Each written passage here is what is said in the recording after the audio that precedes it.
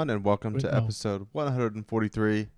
This is the pre-show for the Dawning Loot review, mainly as breaking down the weapons this episode and seeing what if we're chasing anything at all for the Dawning. We'll let you know what it is. Fox always shaking his head. Spoiler alert. I'm chasing that 100 on the season pass and get these final weapons I need crafted. Get the patterns for those.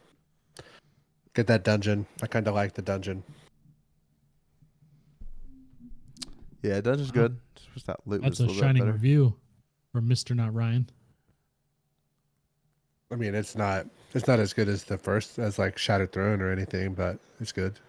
It's better than the last couple they put out.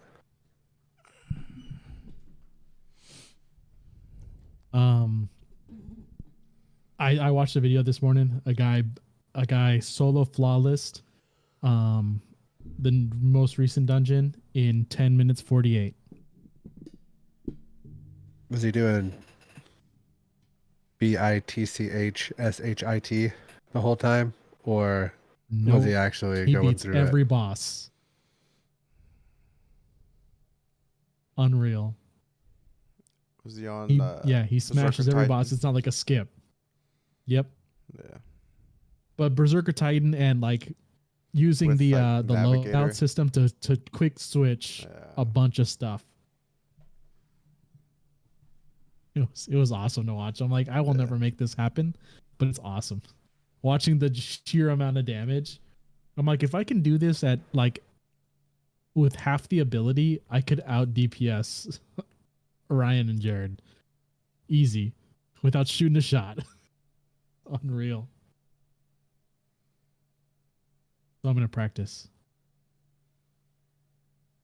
Since I've talked to you guys, did I tell you I got the new? Well, Dark Haze came and installed the new AIO in my computer that I've been sitting here for like 6 weeks in the box. Yeah. Nice. It gave me it lowered temps 15 degrees Celsius. Sounds about right. Just going from a 120 to a 240 AIO. Yeah. It'll probably end up settling a specific like sweet spot, but there's more radiator. There's more radiator to cool that son of a gun down. Yeah, I never would have dreamed it would have made that big of a difference. You know what I mean? Like I knew there would be. I thought it might be like 7 or 8 degrees.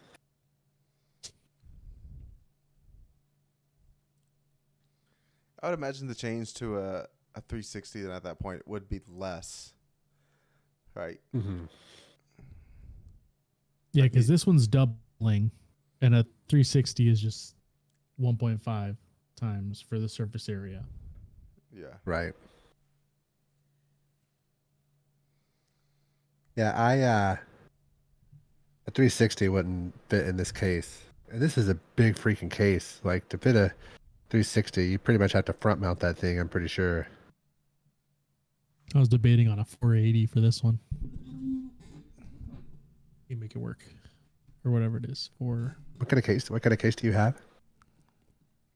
I got a Fantex Evolve X. It's a big boy. I think I got room up top for it. No, probably it'd have to be up front. I'd make sure you check the manual, because I would have swore that. Oh no, I would have swore that a 360 would have fit in this until like I checked the manual and it's like, nope, not gonna be able to do it. Sorry, and then once we got the 240 out, or once we got the 240 in, like Dark Haze was like, man, I'm pretty sure you can fit a 360 in here. And then once we got it mounted and there's like you can like slide it. He's like, no, wouldn't have happened. It would have just been one of the ones that sits outside the housing. You know what I mean? Yeah. Have you seen there's like some of the streamers, like the big time streamers that just have like computers that are not in cases. They're just like all the parts are just like laying out on the floor and stuff. Yeah, pretty crazy. The desk ones are really cool, where the computer is like built in the desk and it's got glass so you can see all the internals and stuff. Those are What about awesome. what about like the Razer? Excuse me, the Razer. Is it called like a Cortex or something? That it's like an external GPU housing for like laptops and stuff. Have you seen this? The Cortex. That might not be what it's called. No, I But think basically, I know what you're talking about though. yeah, it's you know like how the Switch has a dock. It's basically like a Yeah. GPU dock for your laptop.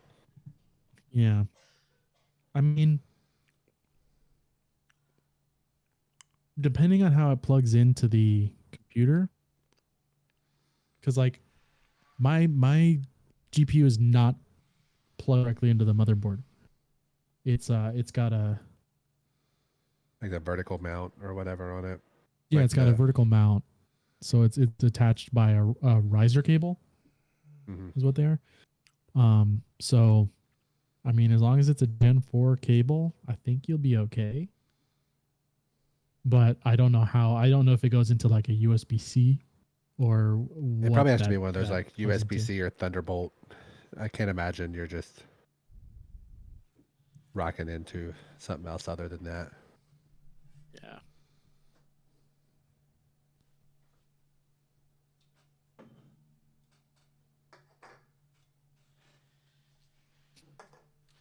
I'm surprised you didn't try to change it out yourself, because I've never worked on computers before, and I was able to change mine out. I Oh, don't. it's kind of fun. Yeah. I would have had to go and spend like.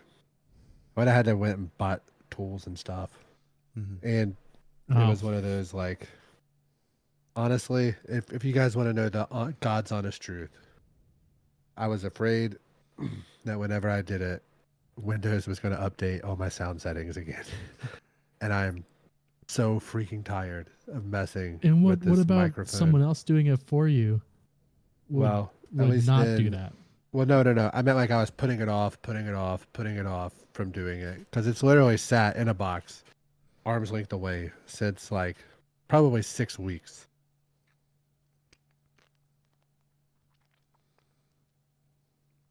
You guys not remember the horrible mic situation I had like 3 weeks ago, where Mm-hmm. my mute button and Yeah. shit wasn't working? Mm-hmm.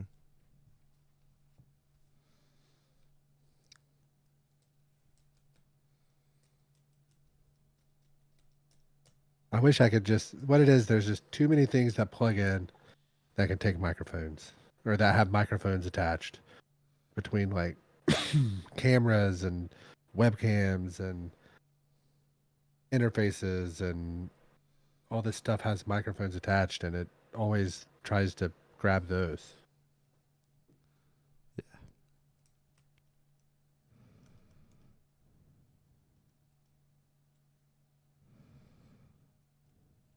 All right, are we ready? Yeah. Everybody got squiggles on Zencaster? Squigs. Oh, I don't see any for me. I don't ever see lines, Am I so squiggling? I see Chad's. I see Chad's. Okay, Talk, that's Jared. cool. I'm talking right now. All right, I see Jared's as well.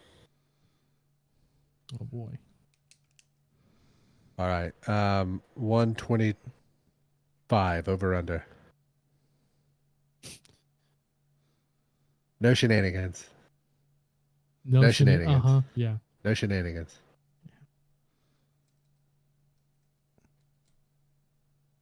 Over. Over. Okay.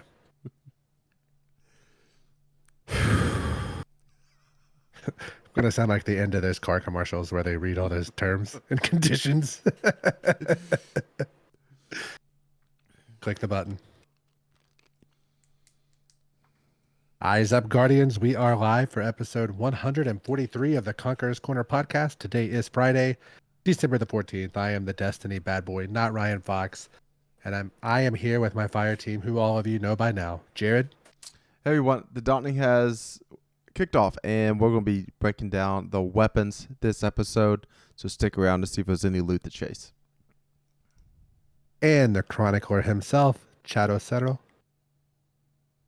It's definitely snowball season for everybody except for California. It is getting chilly though. I think we're getting a brisk, just under 40 in the mornings now. So I got my hoodie on. Make sure if you're watching this on YouTube, don't forget that you can take us on the road via Spotify, iTunes, and other podcast services. Make sure you subscribe, unsubscribe, resubscribe, click the bell, turn on notifications, yada, yada, yada. Follow us on Twitter at DestinyCCPod. Send a spongy friend request. Join the Discord server because we need people to play with. I don't know about you guys, but whenever I'm logging on these weird Saturday mornings, the friends list is mighty, mighty thin. We do have a lot to discuss this week. With the new seasonal event coming on. This is the Destiny 2 community team's final twid of December and most of January, which they tell you at the end. But before we get into that, let's listen to the intro music, which comes to you from everybody's favorite Link, who you can find on Twitter at LinkOfTimeG. 1 minute, 30 seconds.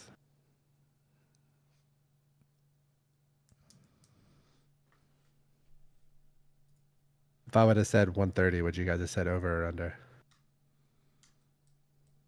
Over. Yeah. Okay. Okay.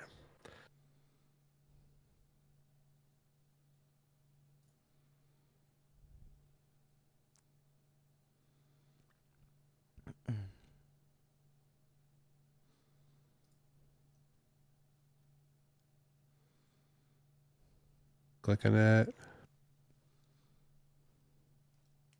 Wow, Link. Awesome job. Thank you. Jared? All right, everyone, the twid. Kicking it off is the Dawning. And there's like a minute trailer of, the glaives, the snowballs, and everything else that's going on in the Dawning. Eva's in the tower. It's time to bake some cookies.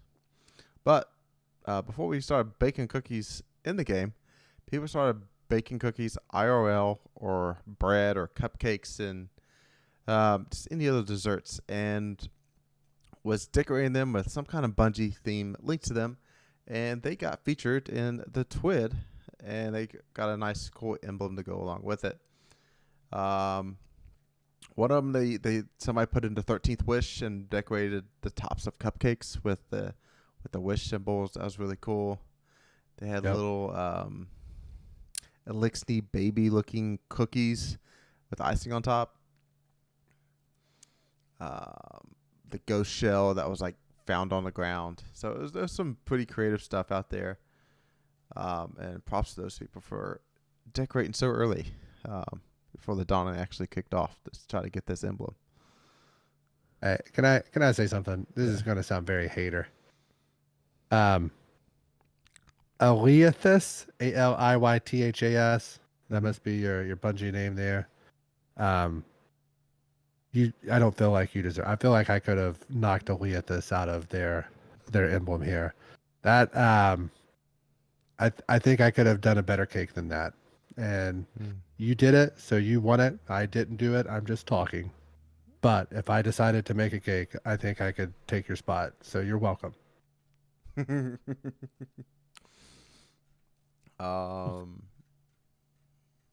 I think overall, like if I was going to do any of them, it would just been like a simple cookie with a symbol on top. If I was able to decorate any kind of cookie at all, Bungie theme, probably just put like the tricorn on there or something like that. I feel like that's like the most I would do. Yeah, I mean, I probably would have done like some kind of concha or some baklava. That would have been really weird, but I could have made it work. Yeah, those Dawning cupcakes. I mean, that's literally like a white cake mix with a little bit of white icing, a little bit of blue icing, and some sprinkles on the top. I don't know. I see these and I'm like, I could have done that, but Smutty Fox, definitely, I couldn't have touched that. That's some sort of Wellington that they made there. So that is that's for real.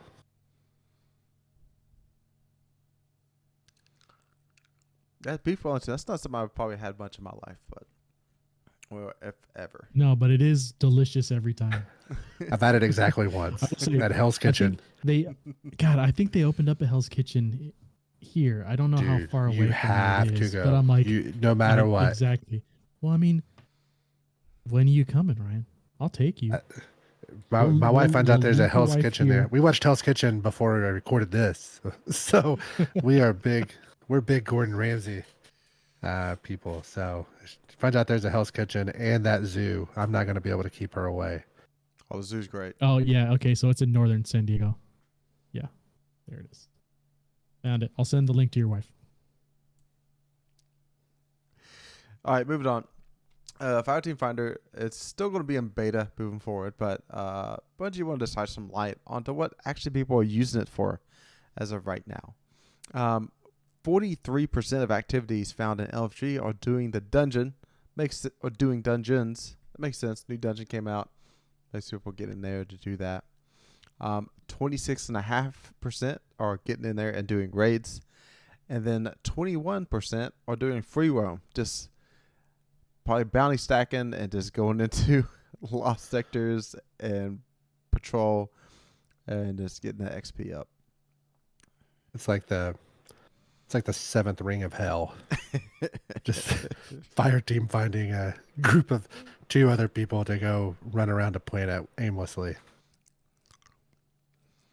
Next up, the lost sectors are actually being used a lot for Fireteam Finder, which kind of makes sense because you like if you grind the legendary lost sector with the fire team, you're getting 17 to 20 Dawning Spirit per run, so you can get those down pretty shortly.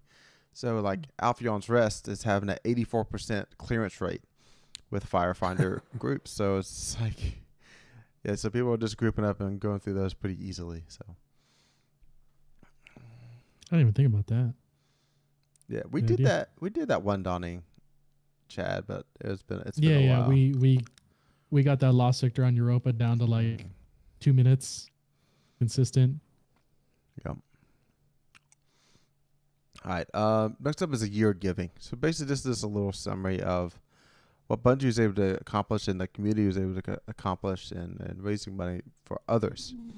There's over $730,000 raised that combined for relief and recovery efforts in Turkey, Syria, and the devastating February earthquake in Maui, and wildfires also returned to the island.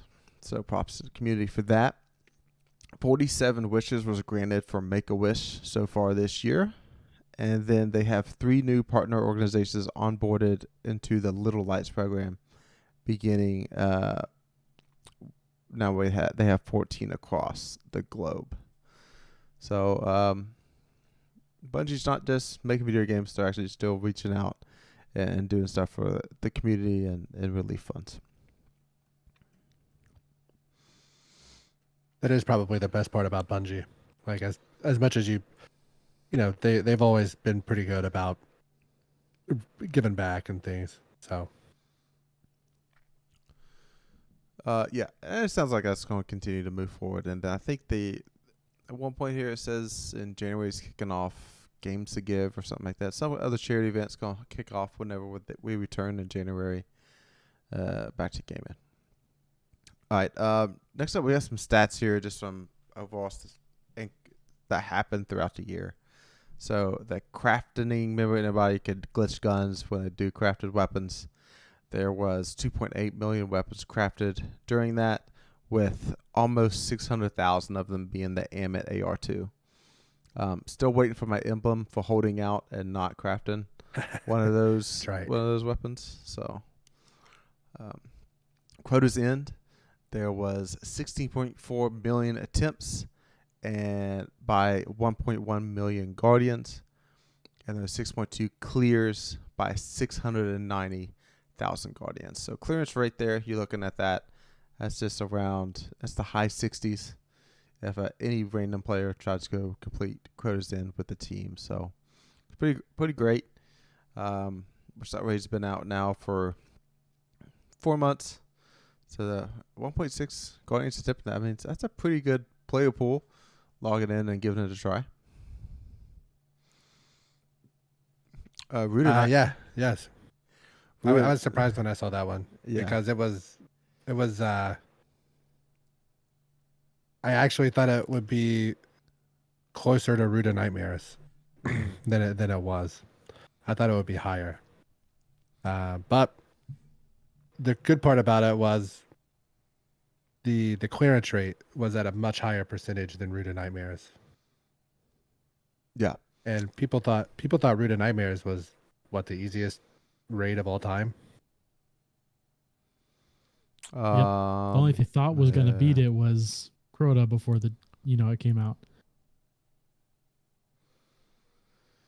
Yeah. So Root of Nightmares, we're going to give you the numbers there. There was almost 29 million attempts by 1.6 million Guardians, and they had 14.8 million clears by 1.2 million Guardians. So actually that clearance rate was just a touch higher than Crota's Inn. Crota's Inn was at high 60s. This is Root of Nightmares was 75%. Warlord's Ruin, there was 4.9 million attempts by almost 700,000 Guardians, and they had 2 million clears by little more than 500,000 Guardians. So, dungeons are good. I mean, I think majority of players in Destiny probably could easier have a good time in dungeons than raid, just by the simple fact of not depending on 5 other players instead of depending on just 1 or 2 in a dungeon. Yeah, definitely a lot easier to roll in a squad of 3, as we can see here. But the dungeon's only been out for 2 weeks, right? Yeah. Now, Yeah. like coming this Friday, like tomorrow. So that's 687,000 people have tried to beat this new dungeon in the last 13 days. That's awesome. And I think a lot of the hype from obviously streamers and stuff like YouTubers and stuff like that, people are like, this is a good dungeon. People being like, yeah, I liked it. It's actually really fun. Has made more people go, you know what, I want to give it a shot. And that's great. That's great. And out of 687, 528 people beat it. I mean, it's very technical. Pretty good. And those melee boys in the final boss encounter they suck. One of the best things about the raid is, like, once you figure out the mechanic, there's not that much comms is needed inside of the dungeon. Sorry, inside of Warlords. So like LFG and get through this dungeon it's not too bad, you know. Now Ghost of Deep, on the other hand, 19.8 million attempts by 1.3 million Guardians, and they have 8.4 million clears by 1.1 million Guardians. So LFG wise, way harder to complete Ghost of the Deep with remember the symbol call outs. What does everybody call the symbols? And you have to go in and remember your symbols and all that stuff. So I think they only use like 6 of them, thankfully. But still, everybody has their own. You got to different standardize names. that. Super X. Yeah. Spider. Hamburger. Yep. Chad's like, what the hell is Super X? I don't know, Chad. The one that What looks makes like a it more Mega of a X. Super X? It looks like what's a Mega X? Yep. I'm sure there's compilations out there somewhere of this random call outs that people just come up with in raids and dungeons, and they're just like, what are you even saying? No, I mean, that was our Val Destiny before. dorks. Destiny dorks. 1, 2, 3, 4, 5, 6, and they're all numbered and go stupidly the way they do it. I just don't. I don't understand this community sometimes. Well, says the guy who Like, came up with the Crota call outs and does it happen to end up doing it the way all the streamers do. I'm proud of you for that one, Ryan. Yeah, it was mainly the planets encounter. That's the one that frustrates me more than anything. Gosh, yeah. Like, let's just go left, mid, right. Mm-hmm. Pretty simple. Mm-hmm. Otherwise, Shifty's going to confuse everybody. Or left top, right, or whatever. Yeah. Doesn't matter. All right. As Fox mentioned at the start of the episode, this is the last TWID until January 18th. That is 4 weeks without TWIDs. So the Destiny 2 team is going to be taking a break, less communication from the Destiny 2 team accounts over these next 4 weeks. Imagine if anything major happens, they might have to chime in here or there. Just like, yep, we're trying to work on it. There's like not that many people at the studio to work on the issue. Everybody's off for holiday, whatever it is. Do not expect too much feedback or unpaid holiday. Gonna have to use that PTO time this year. So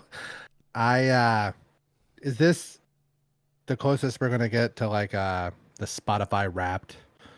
Is this like obviously that's kind of what they were going for? Do you think we're gonna get an email that gives our personal stats out or anything? I mean, they do for like dungeon clears and stuff. I think I got the one for Warlord's Ruin a couple days ago. So maybe. I think, don't they usually do that? And near the end of the year, this is how many, like, here's your most used gun throughout the whole year. I don't know. I can't remember. Cleared each dungeon.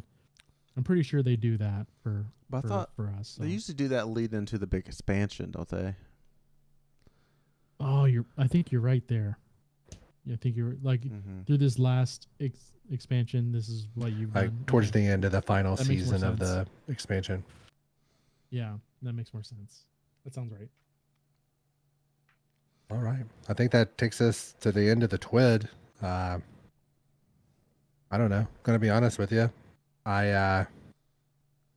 If it's not a technical TWID, that's usually the ones we kind of like more, but I thought this was a pretty good one to not be technical whatsoever. I kind of like stats and numbies. So it's kind of right up my alley. All right. I believe that takes us to the ad break. So, but I don't know, probably around like 130, 145 weeks ago, I was like, hey, Chad, hey, Jared, you guys want to start a podcast together about Destiny? Because all the Destiny podcasts that I listened to, none of them were people that seemed to play the game anymore. And it didn't really give a lot of the information that I was looking for.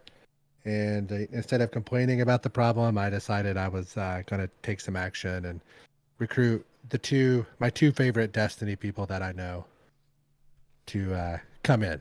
So I was like, if you guys can commit every week, I'll take care of all the production parts. I'll do all the work. You guys just show up and talk. So I kind of committed to that before I knew what in the world I was doing or what that even meant. So I did some searching, and I found Zencastr, which is the program website that we use in order to record and host our podcast.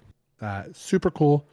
So what it does, you log into your browser. You can start recording, I don't know, within like pretty well 10 to 15 seconds. You can invite people, get them in, start going. Very fast, very reliable. We haven't had any significant issues whatsoever the entire nearly 3 years that we've been going through this. So the coolest part, in my opinion, is it doesn't record sound over like the internet. So it records everything local and then uploads as you're podcasting. And then at the end, it takes like 10 more seconds or so. And then everybody's tracks are uploaded. And then you can download everybody's individual tracks and you can produce those yourself. Or Zencastr also offers a post-production to where it does all that for you. You don't have to go through and make sure everybody's volumes are equal, or it'll take out your ums and your ahs and all those terrible pauses that you have the first 10 to 20 episodes before you have any sort of flow whatsoever. I still have them 140 episodes in at times, part of it, but it makes you sound your best. So if you don't know what you're doing, you can literally all in one, pop in, record, upload, they host. Very affordable, very reliable, all in one. So if you go to zencastr.com/pricing, ZENCASTR.com/pricing, and use our code DestinyCCPod. You will get 30% off your first month of any Zencastr paid plan.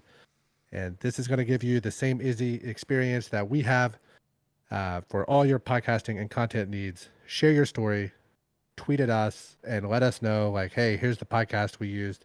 And we're going to listen to it and probably even shout it out here on the podcast. So once again, zencastr.com/pricing, offer code DestinyCCPod. Chad was the one that I chose to go check it out. Chad, can you tell us what it looks like whenever you hop on the website there? Yeah, so as soon as you put in that link there, it'll bring you to their little menu for their pricing for all the stuff that they offer, and it shows you what's being offered and then the price at the bottom. And if you scroll all the way to the bottom, it'll have a little part where you can put a coupon code and you can put in Destiny CC Pod. And as soon as you enter that in, it actually adjusts the prices right on the menu there, so you can see it plain as day. It's really easy. It makes it so you can see it really fresh, right off screen.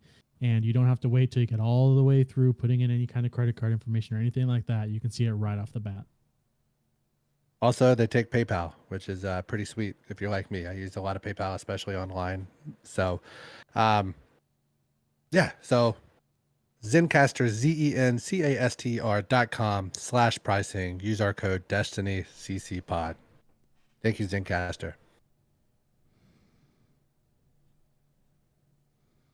All right, that takes us to 3 likes and 3 dislikes of the week.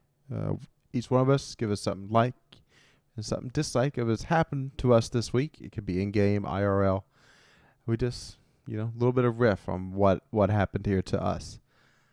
My like is just going to be baking cookies for easy loot. That's what makes the Dawning one of the better events to me. Is it's easy to complete the Dawning bounties. It's easy to bake the cookies and go deliver them, which you go get the boxes that you can just instantly open or turn them into EVA to focus the weapon. It's a pretty simple, straightforward event, and I do appreciate that. Every now and then, you got to go to a lost sector, punch enemies, use an auto rifle, use a sword to get a certain ingredient. But it's usually you can get that ingredient within one lost sector. Sometimes you even pick up a few extra ingredients along the way. My like was I got to play quite a bit like on Saturday morning and afternoon, which is kind of a weird time for me to be able to play, but just kind of the way things worked out. So I was able to do the dungeon with people that I don't typically run dungeons and things with. I was able to hop on and grind some of those exotics on my alt classes out of lost sectors that I don't ever do, and had pretty decent drop lock on it. It was the Dreaming City one. That's like not if you go to the right from start, not the one directly behind you, and not the one to the left. But is that Aphilion's Rest? Is that one? Because the Bay of Drowned Wishes is behind you, and then like the Starlight or whatever Starlight the other one Chamber is to the left. Yep. Yeah. So that one is pretty quick. I think I was doing them on like the hardest difficulty in like 7 minutes or something, with not a loadout thought out whatsoever. Not on the right subclass. It was literally just the stuff that was on my character. So that was a pretty good time. I'm done with Iron Banner. I like that. I don't know how I did it, but Sunday, Monday, I just sat down and I'm like, you know what? I'm gonna grab my Titan. I'm gonna do those bounties that we all love so much, the ones that let you make armor into ornaments. And I just grabbed a Crucible one, went into Banana, and just sat there and did it. And I got it gilded. I hit the shader and I bounced out. I'm like, cool. I'm done with this for the rest of the season. I don't ever have to touch Banana until next summer. June, I guess. Maybe July. But it's over. I don't know if I was just like trading win loss, and so it felt pretty even keel. But I was able to just smash it out. And then like 11 games in, I got the Thorn ornament to drop. And I'm like, ooh, cool. So I equipped Thorn. And I'm like, well, that's done too. So I'm like, sweet. Nice. Oh man, but it felt real good Monday getting that final game to get the shader and being like, see you, Saladin. I'm not gonna talk to you again for a long time. um Now my dislike is that first story step this week where you get the wishing shards from the coil. I don't know if it was my luck, just from banana got totally drained, but that took me almost 3 hours to get enough shards to actually go to the next step. Like I was getting stuck with people that would just dying and then they would eat up all the revives. And so I'm like on the boss and both people are dead. I go to pick some up. I'm like, we don't have any more tokens. This is Chad's like, I've died once. I've died one time. I'm like, this is incredible. I don't know how this is happening. And I'm like trying to, struggle at the boss, but like I'll beat it sometimes and sometimes I just wipe and I'm like, that's great. Cool. Super duper. But it took me forever, that first step. And I'm like, this is no bueno. Wow. I'm sure there's some people that are like, oh yeah, I ran coil once and got it all done. It's like, oh, you went through all 3 runs, didn't you? Real easy then. You're getting I did not get a single the glass collectors until I was already at 98% done on that stupid thing. I saw him, I killed him. I picked up one red one and I completed, and then I had all these shards that I'm like, I could have had that. I could have used that earlier. But of course, I didn't see a single one until the very end when it didn't matter. Well, still better than the blind well. So I think we have we have to go back there in 3 more weeks. The thing said week 6 is when you have to go back. I'm dreading that. Absolutely dreading that. My dislike is I think I'm spoiled playing this game because I play with competent people every time that I get on. And sometimes I play with people that are less competent. And sometimes you have a fire team of like one person that's pretty competent and one person that's not really competent. And you're in one of those activities to where you're at the final boss and you can't really do any damage because you're at that damage decrease multiplier because you have 3 people and everything hits you harder, but one person isn't helping kill anything or do damage. So you get to run the dungeon final boss like 6 rotations before you're able to kill it. So that would be my dislike. My dislike, I haven't played golf in like 2 months. And the thing about me is that my YouTube algorithm is basically golf videos, and then Destiny, Tim the Tatman, and Doc. So like, a fourth of my videos is just people down in Florida playing golf, and it's 75 degrees and sunny. And then it's here in middle Ohio, and it's 30 degrees, wind blowing. And you can't even stand outside for longer than 5 minutes. You're just like, I can't take this anymore. So, what's your windshield been looking like this past week when you wake up in the morning to go to work? it makes sure I hit that remote start 15 minutes before I go to leave. Yeah. My work car doesn't have remote start, so I gotta march outside and start it up and come back in. Give the wife the garage, big brain move. Mm-hmm. I'm not taking that from her, Yeah, same here. Same. All right, that takes us to a weapons breakdown. This week we're breaking down the Dawning weapons. There's 6 of them. There's one new one that came around this time. We'll get to that shortly. The first weapon here is Stay Frosty, and is a stasis lightweight frame pulse rifle. So, pulse rifles, I think right now, I counted, we have 12 craftable pulse rifles. So, sheesh. Yeah, it's really tough to try to chase after a random drop pulse rifle when I know I can just go craft exactly what I wanted for about anything. But if you don't have any of those unlocked for some reason, there's some stuff to chase here. For PvE wise, I would say Enlightened Action with Headstone. In column 4, there's some other competition for, not just Headstone. You can do Desperado, Kill Clip. That's your 2 other options there. PvP wise, you got Moving Target in column 3, and then Head Seeker in column 4. And of course, Kill Clip and Desperado also always work in PvP if you're someone that wants to chain off a bunch of kills.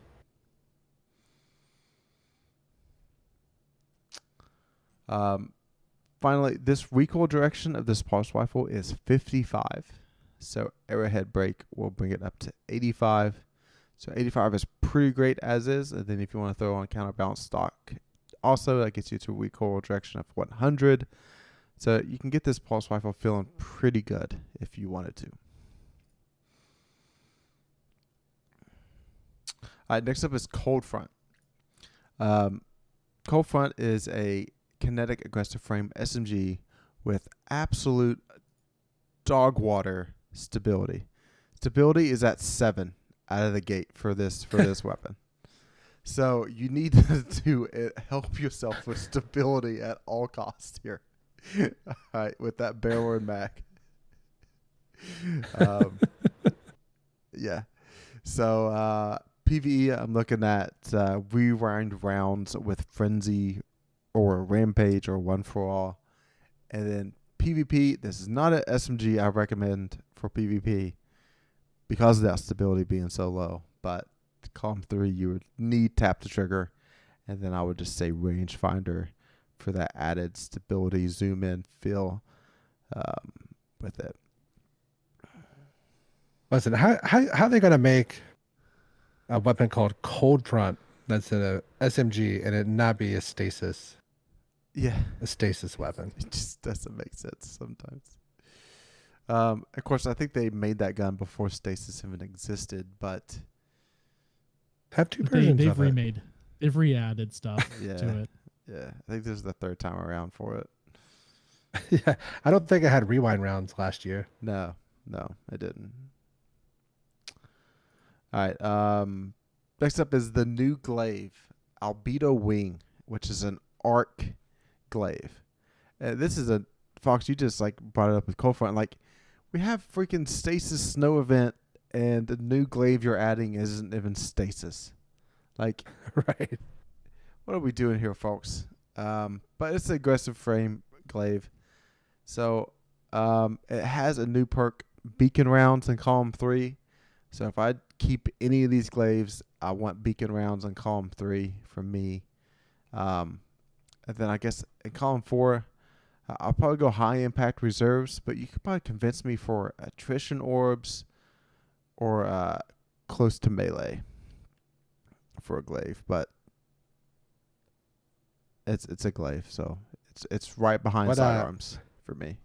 What role were you looking at for PvP there for that Albedo Wing, Jared? I wrote down LMAO because I'm not using that. I'm not using the glaive in PvP. I'm probably more likely to use a sidearm in PvP before I ever go to use a glaive. One of us. One of us. Remember that one, Ryan. Dude, sidearms are funny. Sidearms are so funny. I wish that you would just. I mean, that's coming from the guy who all spent that I'm 12,000 saying shards is, for one. All that I'm saying is give sidearms a chance. I'm not saying they need to be your favorite, but I think they can not be your least favorite. I think they can get to just like a from your hatred to a Well, if you just glaives are giving them a good run right now. Glaives might surpass sidearms for the end of it. So mine are those Fair enough. rapid fire pulse rifles or whatever. I hate those things. Yeah. Yep. So Chad's white whale has returned. Chad, what you going to tell us about this one? It's back. It's back. And it's gotten, I think, 2 new perks from it. But it is Glacioclasm. Void High Impact Fusion. been trying to get this for forever, and I keep watching everybody be like, "Hey, is this a good roll?" And I just get silent. But for PvE, it's definitely funny because you can get Overflow and Reservoir on it, and Reservoir procs at anything full mag and up. So all the Overflow shots count as Reservoir. So that's nice. And they also gave it controlled burst. So you can really enjoy yourself there. But PvP, you can still roll the tried and true under pressure high impact. Just call it a day right there. And it can also I have get one of Eye those in the Storm, vault. So if you want to do that instead. Yeah, I'm sure you do. Sure you do. I don't ever see you using it in PvP. You should. I didn't even know I had it. Oh, you're looking at your dim right now? Yeah, I have it pulled up. Yeah. Yeah, sounds right. I do have I have an under pressure high impact. What would you want? What would you want? Like extended barrel, like liquid coils or something like you that? could either go like max stability or max range. Either one of those is gonna be fine. And they also changed it recently so that the lowering the charge time does not decrease the impact.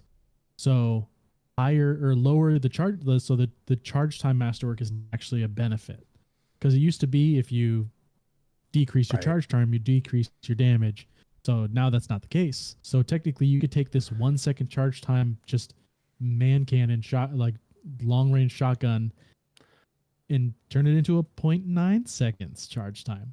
So like back to what it kind of used to be. I think it used to be like 0.8 or 0.9, something like there.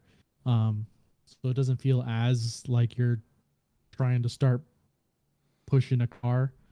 But yeah, no, under pressure high impact. Normally I go for max range. I know that per Mercules and all the numbers and everybody, stability helps with the cone. I think it was on fusion rifles. But I've always enjoyed mapping people. Just so much fun. But they did hit range on fusions as well recently too. So I might try to get a full stability and a full range one, and if I can, if possible, and test them side by side and just see what happens. All right. Next up is probably my favorite weapon from the Dawning, and it's called Avalanche. Actually, I've used this machine gun over the past year. It's a solo machine gun, and the reason for that is auto-loading holster in column 3. Any machine gun that I do not have to worry about reloading, instantly I will hold on to and consider using. Also in column 3 for PvE, there's rewind rounds to go after. So it's kind of just your pick there of what you would rather have. And then in column 4, target lock. Target lock is great. I love how it ramps up the damage whenever you stay on target. If you're not like a target lock person, there's Vorpal, Adrenaline Junkie, and Incandescent in that last column. Wow, they really put better perks on that gun this time around. Yeah. PvP wise, dramatic spray reduction in column 3, and then I would assume Adrenaline Junkie, because once you get the first kill, the next kill is have to be such an optimal time to kill. But if you're really good, I think target lock could be the play, but I kind of doubt it for PvP. So I have my dim pulled up. I have like Avalanche, Archon's Thunder, and Thermal Erosion, and Xenophage. Are those the only solar machine guns? No, there's I feel like, isn't there a raid one? No, hold on. Because we have a lot of there's void another one that machine we're guns. missing. Yeah. Oh yeah, there's plenty of void ones. There's a trial solo machine gun. Fixed odds. Okay. Yeah, and fixed odds. Yeah. Which is craftable, right? Yeah. Yeah, the fixed odds is a craftable solar. I always figured about the craftable ones It's because I know basically I can just go solar get them at any commemoration, point. I think. Oh no, it's a little bit different. Oh, this is one of the slower firing. Yeah, it's high impact. Yeah. I hate But those. Avalanche, I mean, I want to get a good Avalanche. I haven't gotten one, and I've gotten so used to retrofit now that I'm like, you know what? I think I'd actually be I'd be fine with a good Avalanche, and having a solar version of it ish, not as cool, but pretty much like a mini solar version of that never hurts. Mhm. I think I use machine guns a lot. Like I really like machine guns. I think they're in a pretty good place. They're pretty good solo. I mean, obviously, like if we're doing something where we need super damage, I'm not going to be running a machine gun. But most of the time, how many times do you really need killer damage? It's not real often. All right. The last weapon here we have Zypher. Zypher. It's Zapper. adaptive. Not Zephyr. A stasis adaptive frame sword. The important thing to note on this sword is column 4. It is the only stasis sword in the game that you can get cold steel, which is powered sword hits slow targets. So that's a instant overload shot for that. After I think 2 or 3 swipes of it, you'll freeze a target. So it's very important just to have in certain situations. Not to mention, you can go to typical relentless strikes in column 3, which that's what I would probably go towards. And if you don't get cold steel in column 4, there's still Vorpal weapon, surrounded, and whirlwind blade. So it's a good sword to go to go get. Yeah. So I think that's all the weapons, right? yeah. So in summary, me personally, Avalanche and Zypher sword. That's the 2. If I'm focusing anything, I'm focusing those 2 weapons.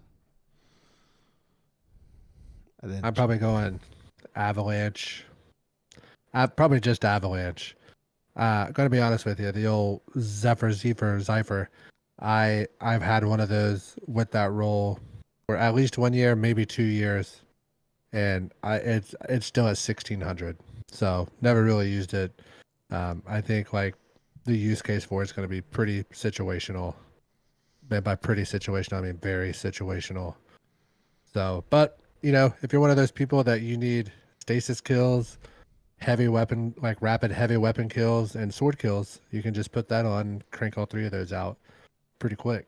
So that would be the main thing. It can make your bounties pretty quick. But Avalanche, that's the one to chase, in my opinion. These guys are purposely trying to make me sad, but I know they both have God roll Glacier Chasms for both PvE and PvP. So I know they're not going for that, and that's okay. But for me, Glacier Chasm, and maybe after that I'll go for a PvE roll of the same thing. And then after that, I'm going to get frustrated because I don't have either, and I'm not going to have any more presents. So I'll make it work somehow. I'll get one that's 1 out of 5 God roll, and I'm going to call it.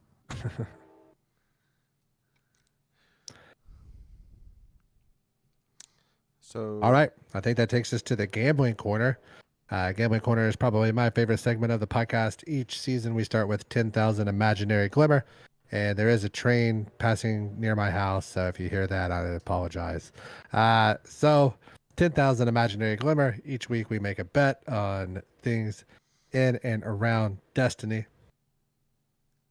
If at any point you become bankrupt and you lose your entire 10,000 bankroll of glimmer, you must sacrifice a weapon out of your vault or off one of your characters that the other 2 remaining members determine the value of in order to buy back in. We do have a current tally. I believe that Chad is in the lead at 14,000. Jared and I are both at 8,000. Last week, we made the bet who would be the first to get the exotic out of the Warlord's Ruin. So I did not get it this past week. Did either of you get the exotic? no. Okay. So that's still out there. So the question is, do we want to make another bet this week, or do we want to just kind of keep that one going? Remember, it's a long season. I think we gotta keep it going, but we have to put in another 1,000 for every week that none of us gets it. Okay. Oh my gosh. Somebody's definitely losing all their money this season. Okay, so we're at.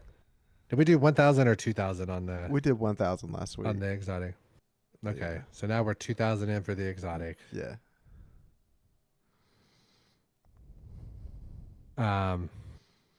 So that takes us to what, 6, 6, and 12. Well, we're still at this. We're just we'll pay up. Okay. It is what, but yeah. And then, so what's hard is we're all playing different amounts of time currently. So this is a very busy season for me with the kids and everything. So I'm not playing quite as much. So I can't be like, who can make the most cookies? Because I'm having 3 hours to 5 hours of playtime each week.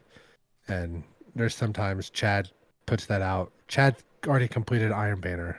So I don't stand much of a chance there. Do you guys have any suggestions? Because we can't really do like a raids. Grandmasters aren't out. Do you think we can commit to a raid and we'll do a raid time? Like a Crota's?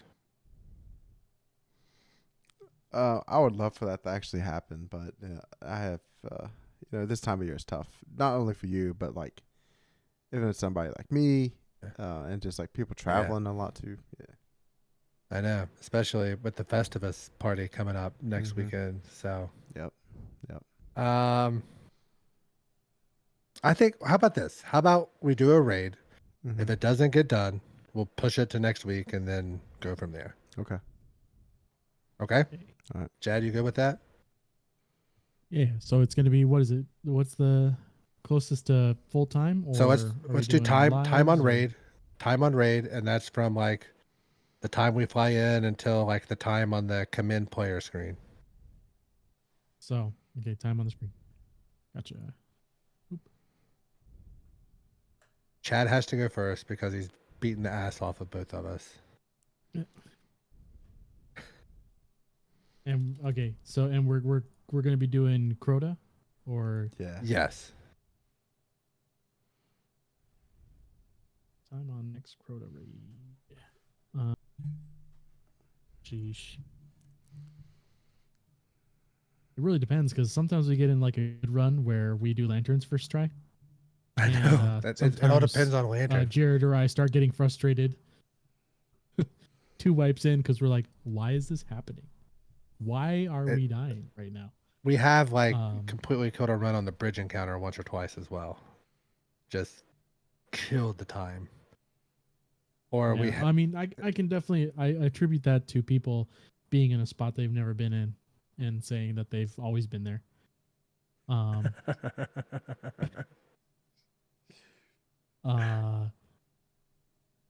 Okay, I'm gonna go 137. Oh, that's high. Oh, that's my. real high.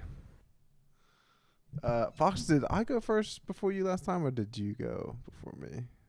I like that. I'll go first. I'll go first right here. Okay. Then just remember, I'm gonna go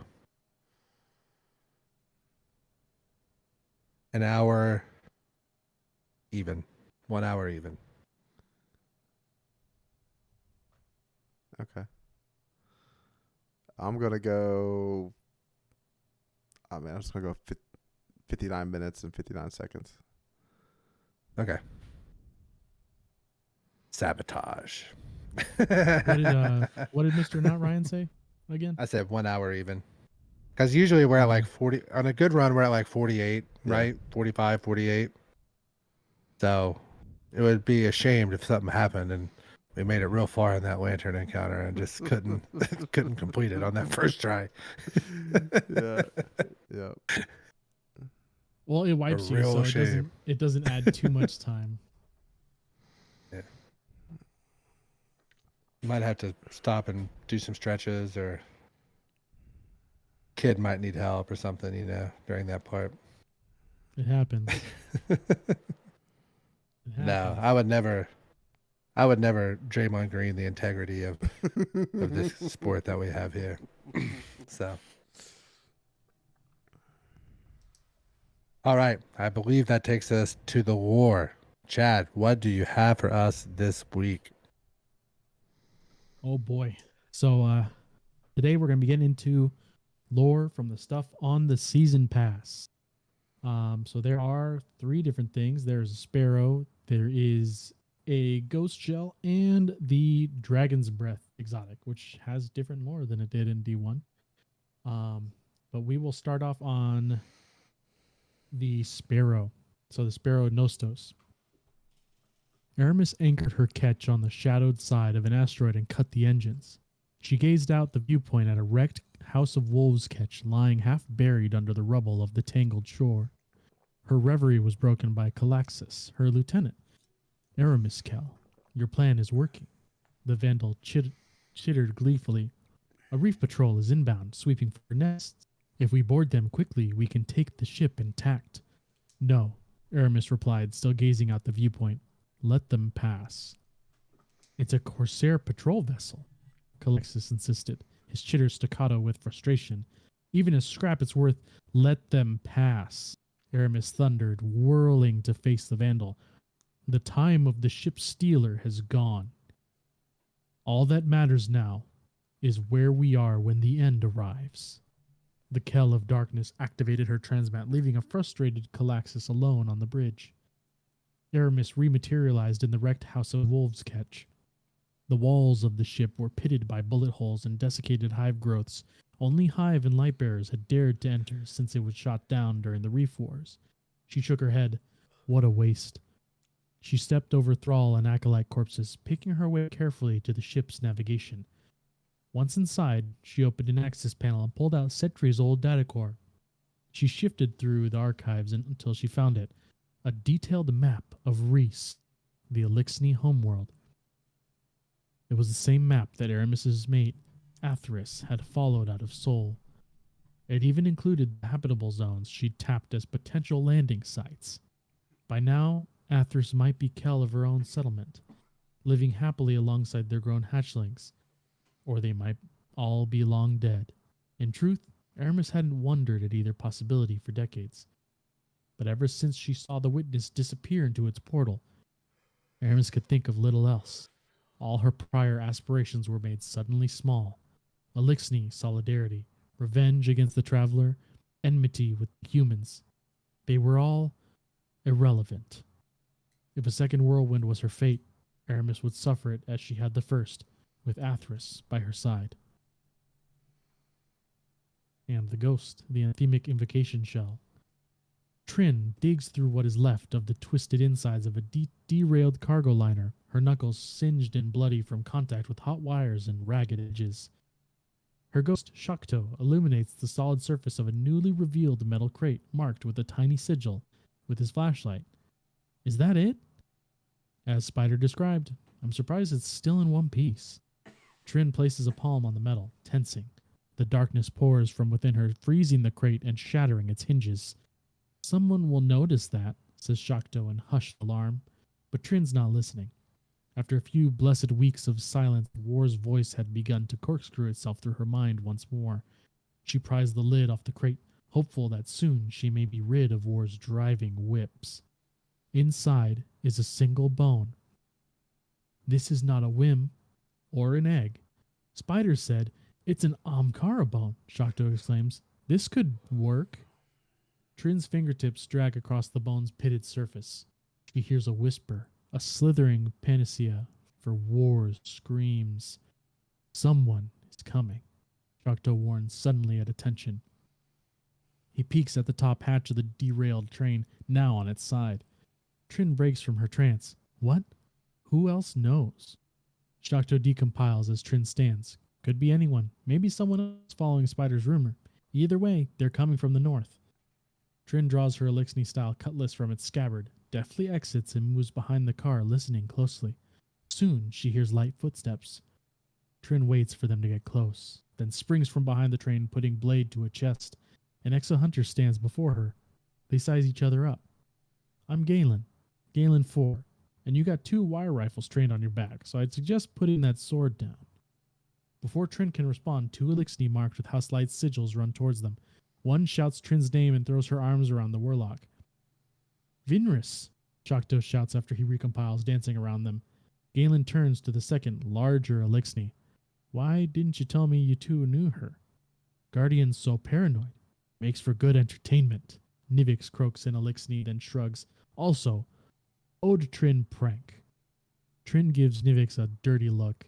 Then her eyes wander to the train. She turns to Galen 4. You're the bounty hunter Mithrax sent, Trin asks, sheathing her sword.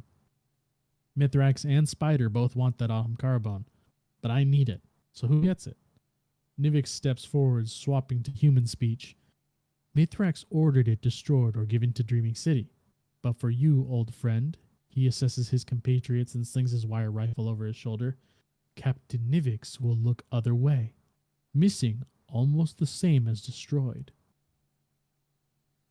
And finally, the exotic dragon's breath. You buying? Asked the border clerk. Ariadne isn't listening. She scowls at the display case, looking at those things. Enoch, how is it a dragon? Barely a shark. Crux should have called it shark's breath.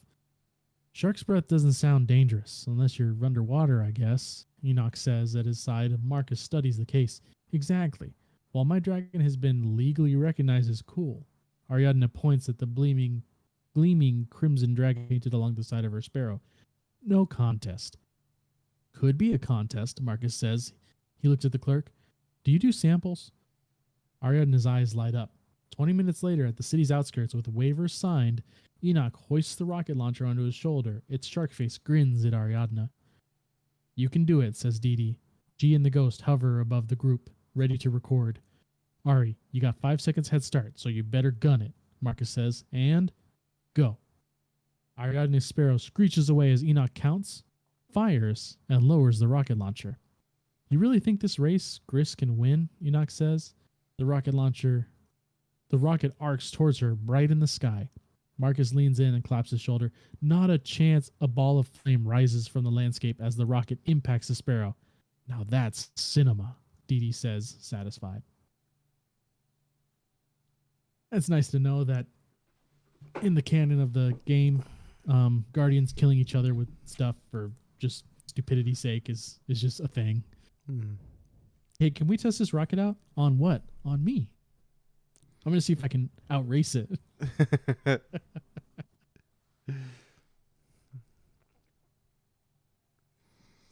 All right. Do you think any of them died trying to strand a rocket? Is there anything in the lore with that about that? Oh, I hope so. Because Like there's the plenty of grapple lore or of us, whatever. like people walking through the tower, and there's like people jumping off and people dancing, Yeah. and then people forming a queue when there's no need. Like there's a bunch of that stuff, like stuff we do in Little game Easter that is eggs. in the canon. Yeah, it's great. Okay. On to the mailbag. If Destiny was free forever for the rest of the lifespan of Destiny 2 on another platform, for example, Epic Games, would that be enough for you to move off of Steam for Destiny? Would it have been enough 4 or 5 years ago for you to go from Xbox or PlayStation to PC? So I know this is so right now, if you go to the Epic Games Store and like you link that to your Bungie account, the cross platform, right? I think that's the terminology they use. The Legacy Collection, I believe it's called, which includes Shadowkeep, Beyond Light, and Witch Queen, are all free for the next week. So if Destiny, like let's say Epic Games was, no matter what expansion came out, it was free for the rest of Destiny 2's life. Everything that came out was free on Epic Games Store. Would that be enough for you to switch off of Steam? Yeah, I guess so, but that means I wouldn't have to pay for another expansion. You're looking at what, probably $200 maybe, at $300 at most, probably before Destiny 2's over. That's like $100 a year. Yeah, I would move over if that was legit happening, but Chado? I'm good. I don't like change. I'm fine where I'm at. I think I'm with Chad. I think I'm staying with what I know. Because I'm stupid. Question 2. If all cookie vendors were side by side in the tower, and you had the ingredients to make any cookie, which vendor would you present the cookie to? Saint 14 because I would hope he would give me trials loot for me not having to play trials. I'll see Bray, hoping that I could get on a first name basis. I'm torn between Ribbon and the Drifter, but I'd probably go Drifter, I would say. Question 3. What is the best Christmas dessert? Is it I saw the? this question I earlier. don't even know the name, but it's like a peanut butter cookie with the Hershey's Kiss shoved in the middle of it. I think it was a name for him, but I think that's just like a peanut butter cookie, right? yeah, but Like whenever I buy those at the hospital, they're just peanut butter cookies, and then they'll say, "Do you want the ones with the Hershey Kiss in it?" And I said, "Of course I do." yeah, but I only have those during Christmas time, so that's just to me as a Christmas cookie. Well, we're talking about the little Deborah Christmas trees. Those young Deborahs. Ooh, that young Those young Deborah. those Christmas trees are fire. Yep. Just the white ones, not the chocolate ones. Correct. But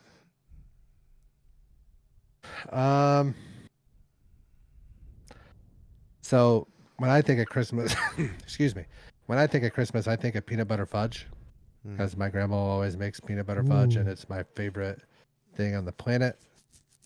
But candy canes are pretty solid, just like the ones you grab off. Now I'm talking about the traditional candy canes, not the Oops All Berries candy canes or whatever. The ones that are like purple and green and blue. Like I want a candy cane. So,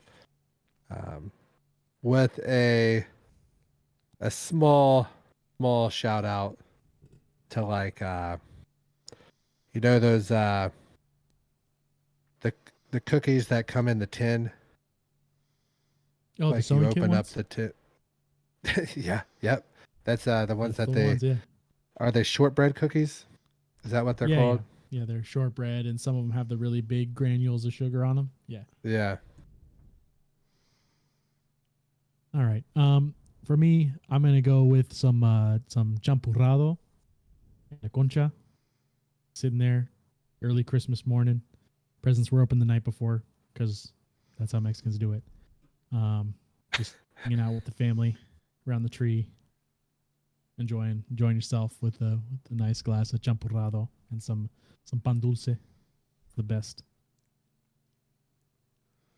Looking for a new controller. Any recommendations? I'm sure these guys just say keyboard and mouse. Yeah, Of but course, I would say that. there was some news recently about what controllers are going to be accepted by Xbox moving forward because Xbox is putting out stuff to ban Cronus and Zens. Ooh. Like it's no longer going to be And that's supported. going to hit a lot of the controllers. Yeah, because some controllers are not like certified by Xbox controllers, but by like Microsoft. I mean, so I have Scuff an is. Xbox.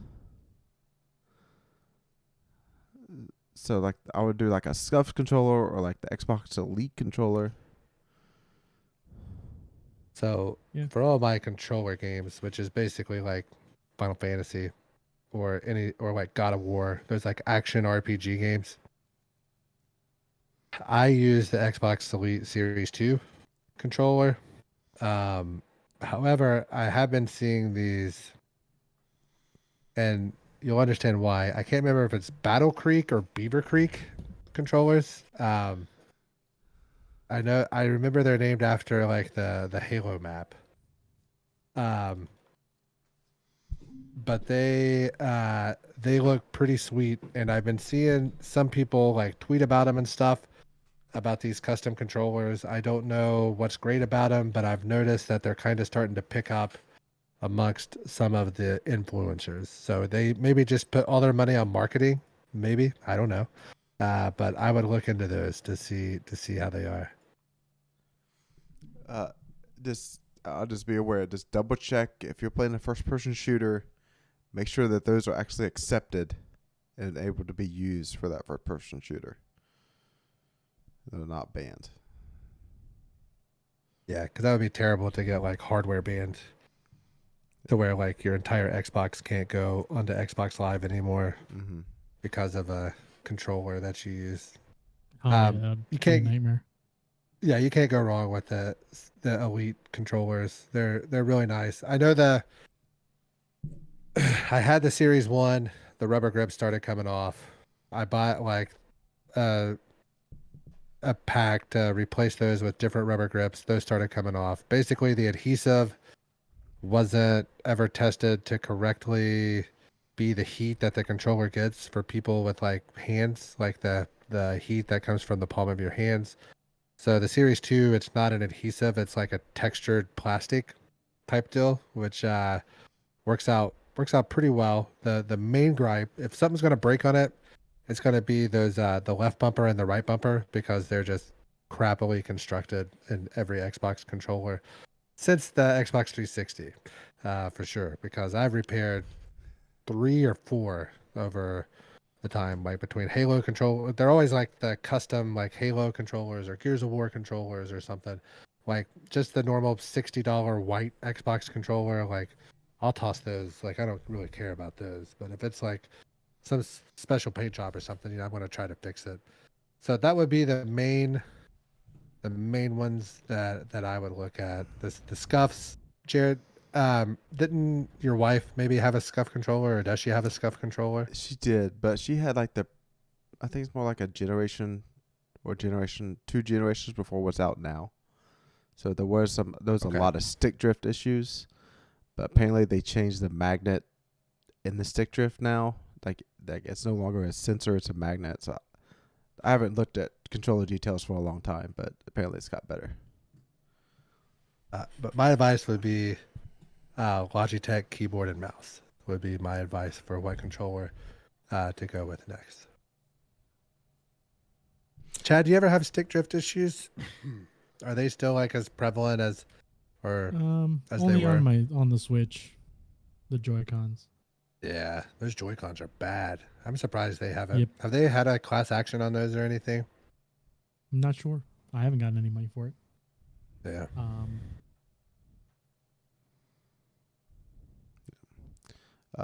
Before you get to pick a number, I'm just going to give a quick update about fantasy football. It's been a while since we had one of these, but Chad has secured his place into the playoffs. He's going to be in there as at least a 3 seed.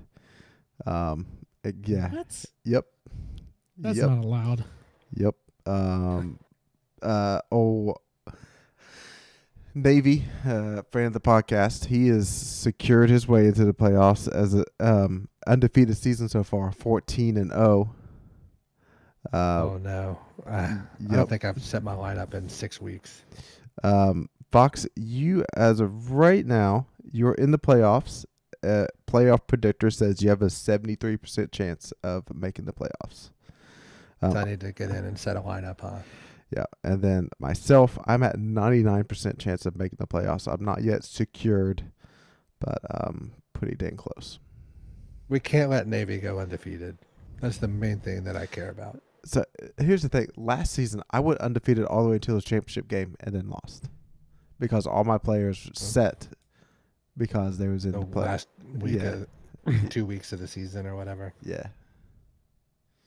Also, one thing before we get to numbers, another thing to add on to Jared's thing. We always said that if you leave a podcast review, we would read it on the show. Mm-hmm.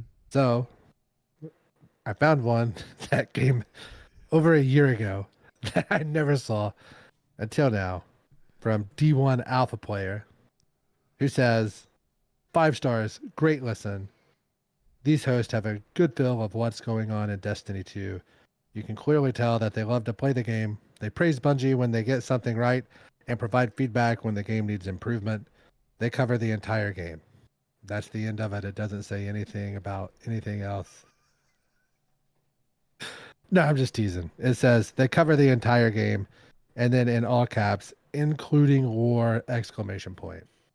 So it sounds like Chaddo's the big winner here. You guys can roast us in these if you want. If you give us 5 stars, you can say whatever you want. I'll read it. So if you want to call me fat or whatever you want, it's gonna come out live, and should be fun. Saying that, everybody, pick your number. 28. 29. 31. And first roll, second row, third roll is 2. The number 2, Deuce, and that is what we're saying. Deuces. Not Ryan Fox, Destiny Bad Boy, on Twitter at Destiny CC Pod. I'm gonna let these other 2 guys sign off. Zaval's looking pretty hungry in the tower. Just go bake him some cookies and deliver. Because he's dead. Yeah, definitely play the game and just build up the reservoir stuff and oh my goodness, it registered what you said. I'm just gonna leave it there. As always, go Cats. Fuck Carolina. Love you guys.